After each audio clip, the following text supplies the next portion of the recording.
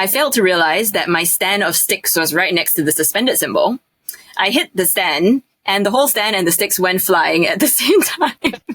And just exploded onto the floor. I remember when walking out, there was this random Ang Mo guy who was like, "Hey, you were the one who was something something," and I was just like, "Oh kill my me, goodness. just kill me."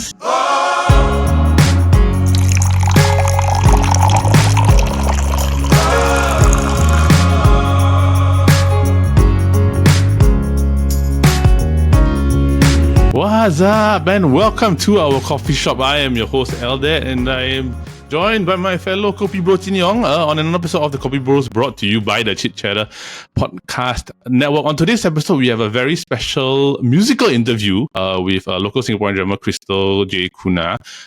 Chin Yong, it was a really interesting and insightful interview, correct? Yeah, tell you what, Eldad, I think one of the most interesting things for me is that I'm not really into the drumming scene. So a lot of times I hear the drums, right, it's it's just an accessory to the music. Sometimes I even forget the drum exists because you keep hearing the same thing over and over again. But I think this is the first time I'm really seeing the drummer's personality, like how she teaches her students, right, and then how she sees certain things, what the music she likes. I think it's the first time for me that I'm really seeing the drummer's personality behind just the drumming itself. Even for me, her discussions of how she actually became a professional drummer and professional teacher, it's like the story of how actually she fell into it was actually quite interesting, and it was also different also. So it was a really fun and engaging interview. I don't want to give too much away to everybody, right? So just tune in and listen to it. So with that, let's get into this week's episode of the KopiBros. Hello everybody, and welcome to another episode of the KopiBros. And today we have a very special guest. She is a true rhythm artist with a beat all her own, a Singaporean drummer who brings heart and precision to every performance, whether she's playing in church or delivering powerful sets with her symphonic metal band Sangriento. Blending genres with ease and expressing herself through every groove, she stands up with a style that is uniquely hers. Please welcome the one and only Christal J.KUNA. Yay! Hey, hi Christal, how are you? Hey, doing good. Thanks for having me. Now, since we're recording on a weekday, I have to ask, right, did you play in church last week on the weekend? Actually depends on how you define weekend, because I played for the Friday service, so I was spared the Sunday service this week. But usually I play maybe 3 times a month on average. Oh, 3 times a month. So yours is, do you play on the Sunday services or you play on the Friday? Usually I play on Sunday. And sometimes we have special services here and there. Yeah. I can totally understand. After doing some research on your profile and your YouTube page, right, we actually learned that you're actually married to your church guitarist. Am I correct? Yep. Yeah. So, did you have to play with him recently? I did. Usually when we serve together.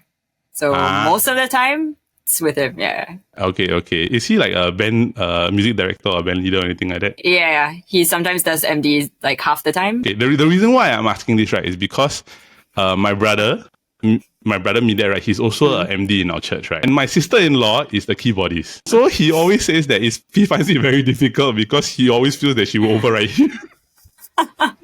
So with the marriage stuff. So does that happen with your husband? This might be a little bit oversharing for literally the first introductory question of the podcast, but so I met my husband, yes, in church on the worship team, but the way we got to know each other more was actually when I invited him to join my first band, which is not Sangriento, but my previous band, Efficient Public Transport. Yeah. I don't know if that was the band that gigged with Stopgap before. We did. We played at, if I'm not mistaken, right? Oh, so for everybody's thinking I'm from a local band called Stopgap also, just to put everything into context, right? I think it was Ignite Music Festival that we played together. Or was it Baby? Or was it Babies? It was either one of the two. One of the two. Something like that. Because now that I think about it, it was probably one of those. It was one of those two, right? And the reason why you guys caught my attention, right, was because you literally had a song about talking to a lizard on a wall. Yep. So and that was inspired by yours truly, by the way. Are you serious? That was written. Yeah. I have a habit of talking to lizards and stuff. So I was hanging out with Lewis, who's the vocalist for Efficient Public Transport. I think we were having mukato or something. And then there was a lizard on the wall and I was like, hey there, little buddy. And then he's like, what the heck is wrong with you? Hence. We have derailed Don't and we're worry. not even 5 minutes in. So back to how do you meet your husband? Yeah, so I actually got him to join Efficient Public Transport. Might have gigged together before he came in. I honestly can't remember. But one of our guitarists left, and then I knew that there was this other guitarist in church that had similar music taste to me. So I invited him to join, and then, the guys liked him, and we started gigging together with that lineup. And so I would say that we were friends musically before we even started dating. Therefore, playing together it's a breeze. So it's great to have someone on the team that I can trust and like communicate with both musically and whatever ways we need. As a musician, that's really like one of the coolest things you can ever ask for. Yeah, definitely a huge blessing for both of us. I don't know how to describe it besides trust. You don't have to feel anxious about like, is this going to work? Is this thing going to be there? It's like, okay, if I do this, the person is going to respond.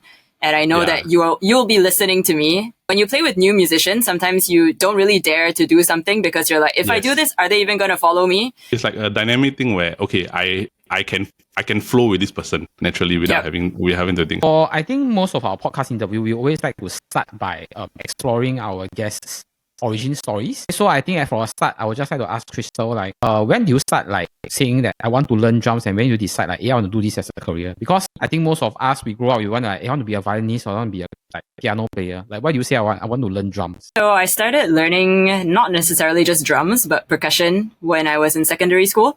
So I was like primary 6 and attending the CCA open house with all the other kids. And before that, it never occurred to me that girls could play drums because I'd never seen that before. And then I went to all girls school. So obviously there was a girl playing the drum set. And then suddenly in my 12-year-old brain, something clicked and it was like, I want to do that. And then I signed up for this crash course in my church in the December holidays of that year, like after PSLE. I can't remember if it's like 3 or 5 days, just very much introductory. Here's the basic beat. You get to like air drum. We're practicing on the ground and then you try the drums, take turns and everything. And then when I got into secondary school, I joined band and then I told them I had prior experience on the drum set, which is a bit of a white lie because I had played the drums for all of 15 minutes at that point.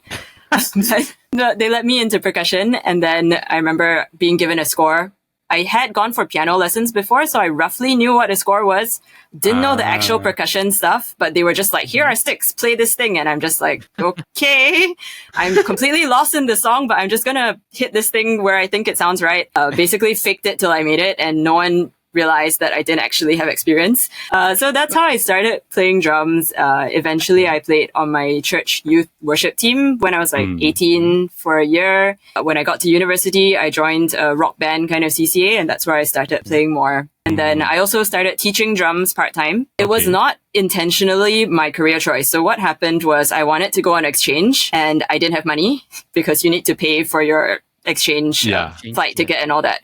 So I was like, I need a job. Then I looked around. I had friends teaching drums part-time. I'm like, okay, that's a pretty good pay. So let's try this. Started teaching, managed to save up enough to go for exchange. But then while I was there, I realized I really missed all my students so much and I really loved teaching. So when I came back, I continued teaching and then I got the full-time offer and I just never stopped from there. I want to trace back a bit to your secondary school experience. When you say you joined a band, you joined a symphonic band or a wind ensemble?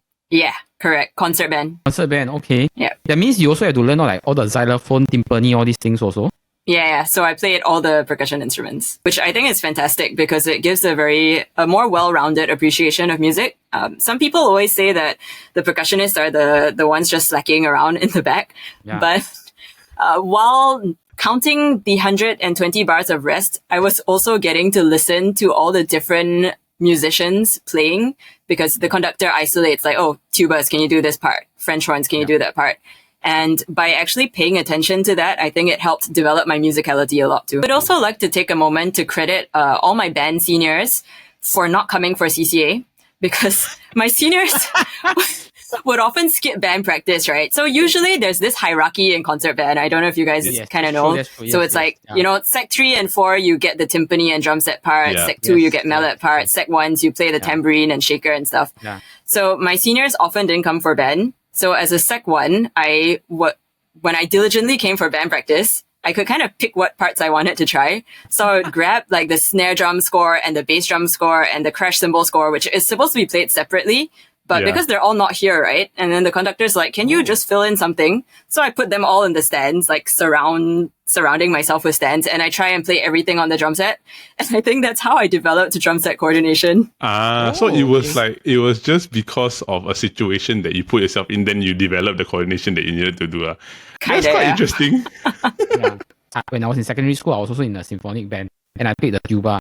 So the percussion is just behind me. Yeah. So sometimes I also wonder like how do they like do this? Like there's like maybe 3 people, 4 people at most. Then they have to like run here. That leads me to my next question, which is I have a stereotype of like percussionists. I feel that a lot of the things that they're doing right is just repetitive, right? Because it's always the same notes or the same the same motif.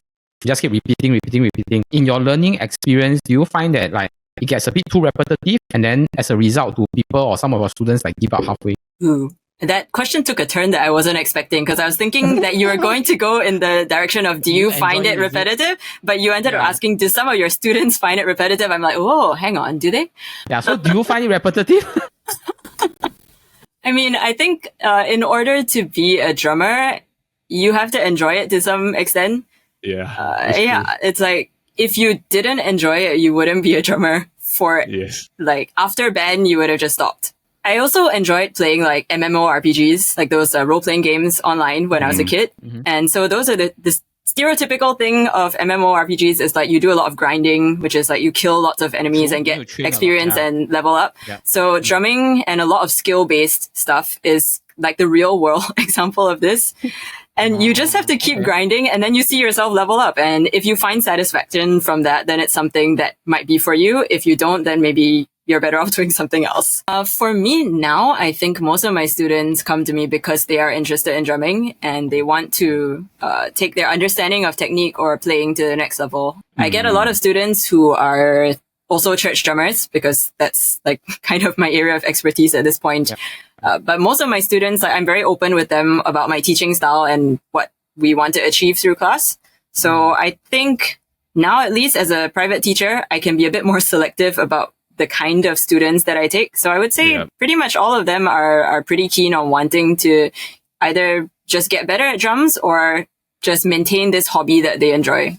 I just want to ask, right, because drums is it's a loud instrument, right? So how did you practice when you started? So I actually didn't have anything to practice on for a very long time. So in the secondary school days, it was either practicing in the band room, like when I could at recess, I would get into the band room and play the drums there. If not, it will be just playing with sticks on the floor, on the class benches, anywhere you can find. In fact, I didn't have a practice pad until like Sec 3 or Sec 4. I think it was my cell group actually in church that bought me a practice pad for my birthday. It's one of the HQ Real Feel pads, like from before Evans bought them over, like one of those old ones. I still have it somewhere, I think. The black color one, right? With the top is gray. Top is brown. The bottom was black. It was a 2-sided one. Okay. So I had that, and so at home it was just practice pad until I got my first electronic kit when I was 20. So that was like 7 years of playing with just sticks and practice pad. In Singapore, because of the noise, it's very hard to put a proper acoustic drum set in like a house, right? Yep. So like once you got the electronic kit into your house, right? Like how often do you practice, like every week? Definitely different seasons where I practiced more or less, depending on what I was focusing on. So, there were seasons where I was focusing on other things in life, because, I mean, at that point, I didn't know that drums was going to be my full-time thing. It's just like a thing. So I definitely did try to practice a bit. I think just depending on what season of life I was in, it could go anywhere from a half-hour session to like 5 hours, 7 hours when I was being more crazy. Yeah, it really depends. Do you face any pushbacks or doubts from your family or friends, especially when we live in a society where the first thing is always, if you do music or you do anything remotely related to music, it's something that is not sustainable? Thankfully, my family is really supportive. My parents are like really supportive, which is great. So I think my closer friends as well were all supportive of whatever it is I was doing. But in general, yes, I think from society, people's perception, parents, friends leaving comments like, oh, your kid so smart, she could have been a lawyer or a doctor, but she does this, that kind of thing. One of the funniest moments that stuck with me was when, so before I started teaching privately, I was with a music school, And when I was teaching I think I was relieving a student. So it wasn't my student, but someone else's student. And he was a pretty good drummer. And I was telling him, oh, you should take drums more seriously. If you keep up this level, you can even teach drums part-time in future. And then he recoiled in horror. He was like, no, you know what JC I'm from? I'm from this top JC and studies are very important. And so I was like, what, child? I was from Hwa Chong. Oh. And then he was like, it's like, what are you doing here? So in his mind, he thought that the people that taught drums were like college dropouts. You can't study, so you go and do music. And so that kind of perception does happen. I think it's mainly the perception because like in movies or in Hollywood, they always perceive like musicians as like the dropout or like I'm gonna drop out of high school to go and pursue music. Because on hindsight, right, from how I sing it as a third person is that I feel that you face like two challenges. I think one is because as a drummer, there's very limited performance spaces or performance opportunities in Singapore. From my own limited experience, I see more male drummers than female drummers. So I want to ask you, do you think that there's a specific moment in time where you felt that you have to prove yourself or to the music scene that you were a good enough drummer? I don't think there was really a specific moment. There's definitely moments of self-doubt that persist throughout. But when it comes down to being a professional musician or a professional music teacher, the bottom line is, are you making a sustainable career doing what you're doing? So if people are paying you to play music or people are paying you to teach music, then you are a professional musician or a professional music teacher. So kind of by definition, that's like just doing it led me to where I am. I don't know if that makes sense. Yeah, as a female drummer, there are things that you need to prove, or like what do you think are some of the challenges that you have to face, no matter whether it's opportunities, support, or like public perception? I don't know if there are really that many huge challenges specifically about being a female drummer, although it's true it's a male-dominated space. But I think, like what you said, being a musician in Singapore is challenging. Like, whoever you are, it's just a challenge. It's really tough to make a living as a musician in Singapore, both women and men. But I guess as a female musician, there are less role models to look up to because, everywhere you see, it's mostly guys in the direct view anyway. For some more shy people, especially, it can be challenging to want to venture into a male-dominated scene. So I have a lot of female drummers or students that I know who wouldn't go to like a drumming event because it's scary. There's a bunch of guys there. Or even it's, it can be intimidating. And I speak for myself. I have been terrified of even going into a music shop, especially when I was younger, because it's just this scary place. And then sometimes guys talk down to you because they think, this kid has no idea what she's doing. So I suppose that can happen to anyone, honestly. And as a woman, yes, there are things like sexist comments, people talking behind your back in ways that they wouldn't if you were not a woman. But I think those are just challenges that women face in any field. And it's just stuff that we need to overcome and not let it affect us too much. I think like to add, right, especially in Singapore for a lot of the drum community, right, you're good to a lot of drummers, people will acknowledge that you're good. Your skill set will speak for itself. The skill set is a lot more important than the outlook of the person at the end of the day. That's true. Right? Like we noticed that actually you have a very strong faith in God, and the belief that is something that you're very important to the fact that you actually share with like the audience how to do certain arrangements in music, especially during worship. How has your faith, right, actually influenced your approach to drumming in both like performance and teaching? I mean, that's a pretty tough question, but yeah, you're right. I think that it does play a huge part, and that's something that I was very intentional about doing when I started posting more on social media. That part of the purpose in what I'm doing is to give back to the church community and try and help those who are learning, up and coming. And I think in terms of performance, that might be a bit tricky, but I think faith in God is really a belief in something beyond yourself. And in terms of performance, I would say maybe it's reflected in how that when I perform, I'm very much a support role kind of musician. I usually don't believe in just making myself look good. I'm trying to make the band look good. And in the church context, of course, it's about the service and stuff like that. So that is like just having the focus outside yourself. And then as far as teaching goes, I think one thing about the character of Jesus is that he would always meet people where they are. Like he didn't just hold himself up in the temple and like, this is who I am. He went out and met people in different places and met their needs. So as far as teaching goes, there's this verse in 1 Corinthians, I think. I'm taking this wildly out of context, but Paul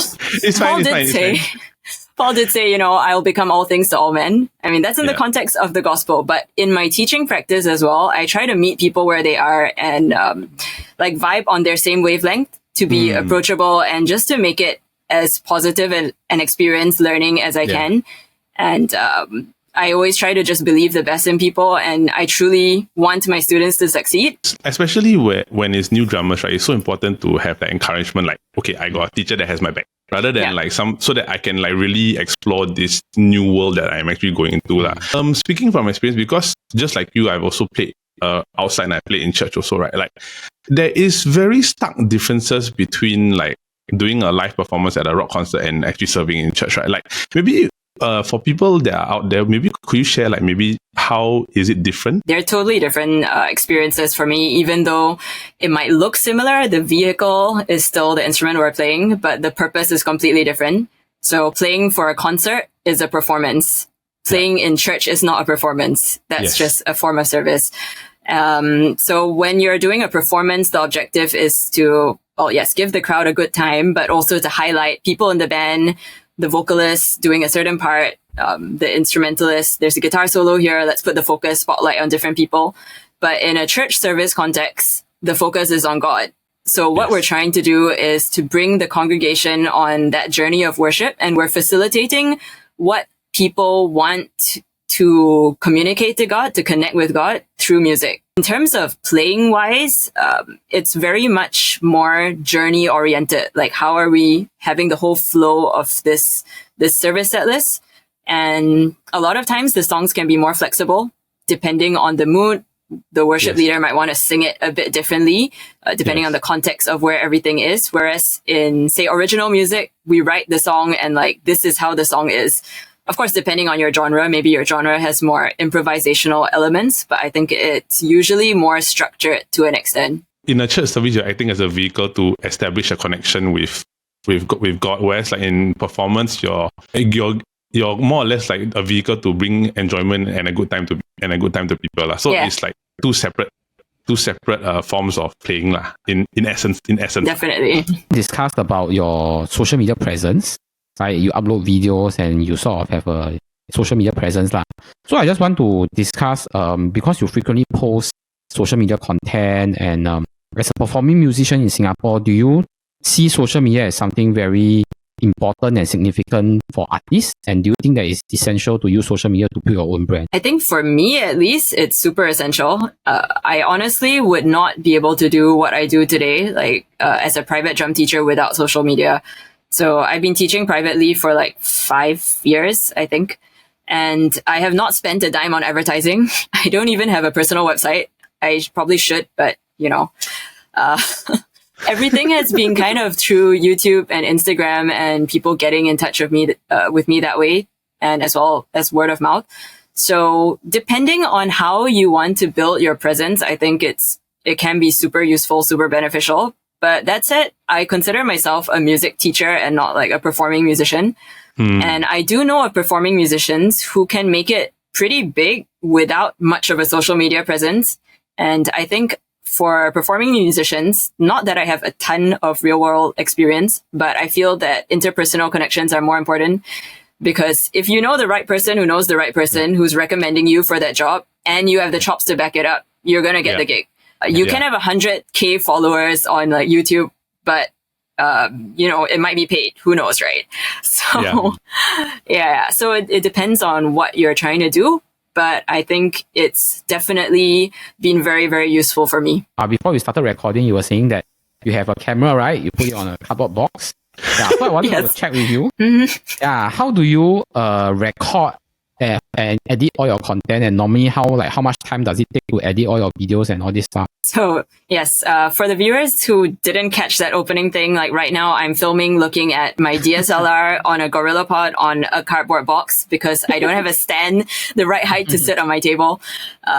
These are the DIY things we do. So whenever you see a video of me with this like talking head kind of shot, it's probably on a cardboard box. For my live videos though, I use a GoPro. Because it's like a super small form factor. For my church videos, I use a suction mount and I stick it on the drum shield. So that's how I get that angle. For other live videos, I usually put it on a tripod somewhere. And then I get the audio from a Zoom recorder. So I usually will line out the in-ear monitor mix.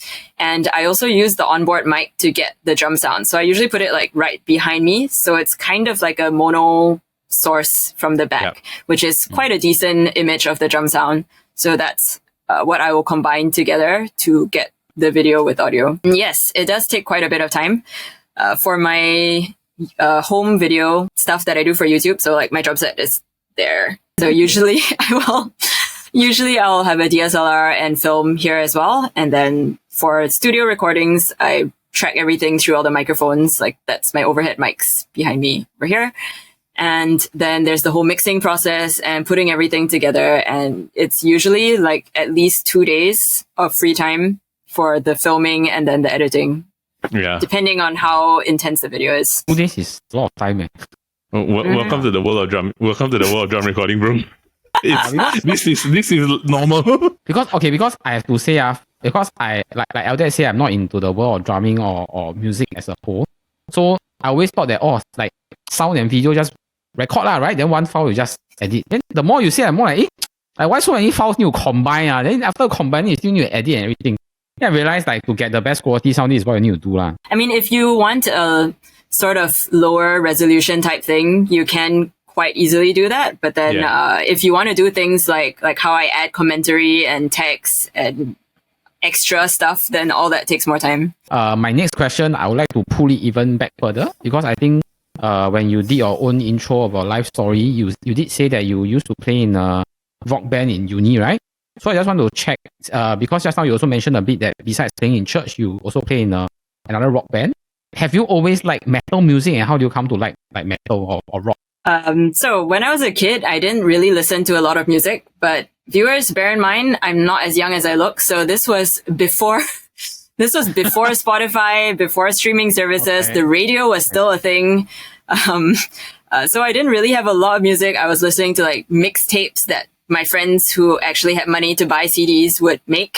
So I just mixed a bunch of these MP3s and listened to it. And there were some metal songs in there. I only realized much later that there were some symphonic metal songs that I was listening to as a youth, but I didn't know. To me, it was just songs because they're all just mixed together in this list. And I only really started listening to music again when I got to uni, playing in those bands. And I actually started listening to prog rock more. And how this happened was, in this period of my life, I thought I was going to be an illustrator. So I was spending a lot of time drawing. And when I was working on an art piece, I can be like staying up half the night. It's like 8 hours straight just drawing. And if you listen to pop songs, they tend to be 3 minutes each. And if you're drawing for 8 hours straight, listening to 3-minute interval songs, it makes you feel very stressed and anxious. Like the time is just moving so quickly.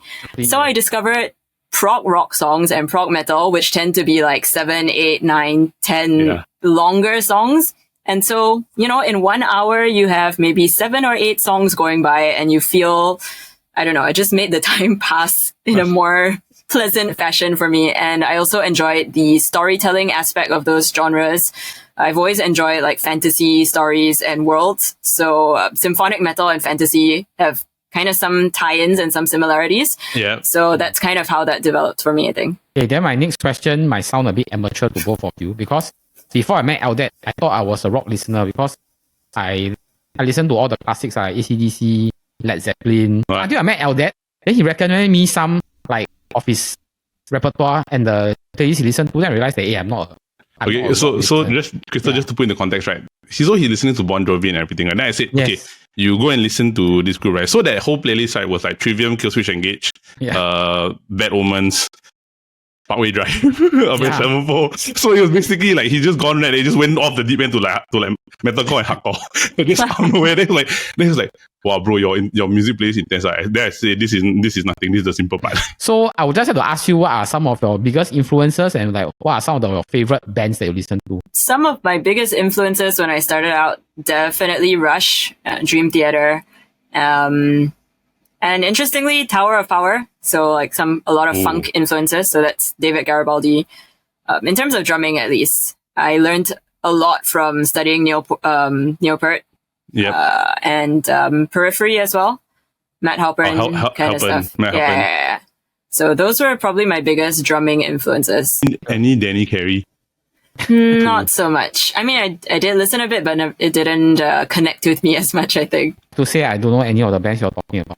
The only one I heard before is Rush. Okay. That's the most important. That's fine. Yeah, that's fine. Okay, so my last question is actually, do you have any interesting stories or like funny experiences that you had, like either teaching or performing, that you would like to share with us? I think most of the kind of funny moments are more embarrassing than funny, if I think about it. But okay, I wouldn't have shared this, but since you talked about percussionists running around earlier and doing a lot of things, let me share with you the most embarrassing incident of my life. When I was like 19, I was in this percussion ensemble and we went overseas for a world music competition. We're the only group from Singapore and there's, the 1,000-seater kind of audience. So it's a pretty big environment. Yeah. And then we're this little percussion ensemble in the middle. And we're switching between songs. And because of the standard lack of people in percussion ensembles, you usually have to combine parts and you're playing different things. I was playing a mallet instrument, but I think I needed like a ride cymbal in front of me. And I also needed some crotales, which are they're like these metal discs. But because I was only playing one, I was suspending it on a triangle stick and hitting it with another stick, like some weird thing like that. Yeah, basically everyone was ready. We're about to start. Conductor's like, okay, let's start. And I suddenly realized that my ride cymbal is not there because someone had got someone thought that it wasn't necessary and they went and kept it somewhere. So I was like, oh my goodness, where is this thing? And then I'm like, hang on. And then I pass the crotales that I'm holding to someone else. I'm like, hold this for me. And I run off the stage and go look for the ride cymbal. And then the judges are like, what's going on here? And so then I run over, I get the ride cymbal. And because we're all crammed together, I have to like literally carry it and put it in front of the mallet instrument that I'm playing. So you see this like 19-year-old girl awkwardly carrying this whole stand and cymbal and like putting it in front while everyone is frozen in place waiting for me, by the way. And then I'm like, okay, I got this thing. It's fine. Give me the crotales back. And my friend passes it to me and I don't hold the stick and the stick falls down. It's like a metal stick and it goes cling, cling, cling, cling in the silence. And I'm just like, kill me now.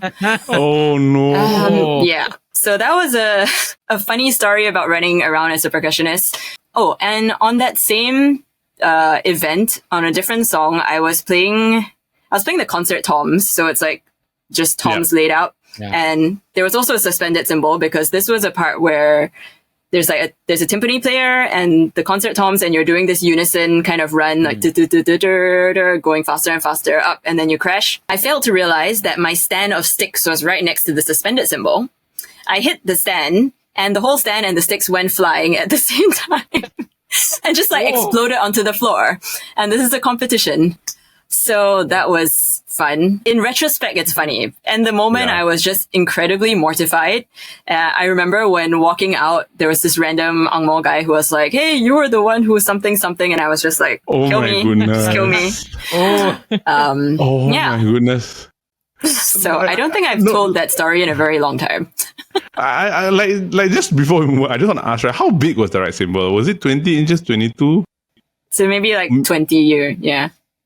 Okay, but it's still carrying a right cymbal out of nowhere just to bring it on the stage. Yep. So there's a reason I don't play with glasses now, because there was one time in my youth days where the stick got caught in my glasses and I flung my glasses across the stage. And so in church, usually we don't have fixed arrangements and people are giving hand signals like chorus, verse. So I couldn't see the signals for the rest of that set. I was like, what is going on? Fun times. So was it vocal cue day? Like you had to rely on vocal cue the whole time? There were no comms back then. So it was just like, let's pray and listen to the Holy Spirit. And hope that it tied through. Christal, before we wrap up, I thought maybe just to have a little fun, we're going to do some quick fire questions. First question: how many drumsticks do you think you have broken? I actually don't hit that hard, so I'm possibly less than 20, honestly. Oh, that's very little. That's not that bad. Yeah. That's actually quite good. I usually retire my sticks before they break. So it's like once it chips in the middle, then you were just like, okay, that's done. Yeah. Do you ever air drum when you're bored or fidgety? And are you a fidgety person? No. I'm actually really? You don't? I'm quite a calm and prone to not moving at all person when left alone. I know drummers can be very fidgety. So you see a lot of us shaking their legs or like tapping or doing like stupid like finger tapping stuff. Do a weird thing by drumming with my teeth, actually. So that's the most subtle way you can drum, I think. And my mom used to think I was grinding my teeth and she would scold me for it. And I was like, I'm just tapping rhythms in my mouth. Okay. Oh, that's actually that's quite true. It's like you kind of got, as a drummer, you kind of got to get the rhythm out somehow. What is the hardest song to play in church? And do you have a favorite song to play? Hardest song in church is a tough call because usually in church, you're not necessarily, like, you don't have to play the song exactly. So you can make it as hard or as simple as you want to. Yeah. But if we're talking about following the actual parts, I think Cornerstone is kind of tricky because there's some interesting builds towards the end and just like maintaining the development of the dynamics. So Cornerstone by Hillsong, I think. Yeah, Cornerstone by Hillsong. And then song I enjoy, maybe The Time Has Come. That's like one that I first learned when I was in youth. The time has come to stand for all we believe in. And when I first started, it was way too fast for me. So that's a fun one. Answer that. I think that was to a lot of people, right? Do you prefer playing with a click or without, like a metronome? I cannot quickfire this one. This one, the answer is it depends. It depends on the song and the context of playing. Okay, if you're playing a progressive rock song, will you use a click? Again, it depends. So if we're talking about prog rock, like classic rock, say Rush kind of thing, it might feel more organic without a click. But if we're talking about like Tesseract, like those modern guys where it's really very structured, then you would use a click because that's how the song was written and how it's meant to be. So it's a genre dependent thing in my opinion. And it also depends on the type of music. So in church, we do play some songs with the click and some without. Again, depending on the song. Depending on, is someone playing arps, like arpeggiators? You know, if there's something that's happening in 16th notes, you better be at 80 BPM or whatever it's supposed to be. Otherwise, they'll just sound wrong. But if it's a moment that's more like it requires the band to listen out to each other, I actually prefer going without a click because that frees up your sonic space to be able to hear what other people are playing. Because the metronome gives you timing content, but it doesn't give you dynamic content. It doesn't give you expression. So if we're actually focusing on that part of the song, then I wouldn't want it taking up so much space. But if it's a song where getting everyone in the same rhythm is vital to the nature of the song, then yes, it's a lot easier with. Last quick fire. In your opinion, right, who is the greatest drummer of all time? Another one I cannot answer. I refuse to answer this. Because I don't think it's something that we can really rank or quantify because different people have different strengths and different people inspire others differently. Yeah. So I think we've learned a lot from you, Christal, today. So thank you so much for your time. We know that you're very busy, but before we close off, we just wanted to maybe give you a bit of time to let the audience know where they can find you on your social media and how and where they can find out more about your band Sangriento. Yeah, so for myself, my social media on Instagram and YouTube is at Stalj, STALJ. And for TikTok and Facebook, it's at Stalj Drums because someone took the original one. I think I was a late adopter to TikTok or something. And for Sangriento, you can look them up on most social media platforms at Sangriento SG. So SANGRIENTO SG. And before we end off, right, maybe could you share like how people could reach you if they wanted to learn drums from you personally? Yes. So if you want to look me up for drum lessons, just drop me a DM on Instagram, or you can email me stouchdrams@gmail.com. Okay, that is great. So we just want to say thank you to Christal for our time today. We hope that you guys listened and had a great time listening to this interview. So with that, we thank you for listening to an episode of the KopiBros. Have a great week ahead, everybody. See you soon, and bye-bye.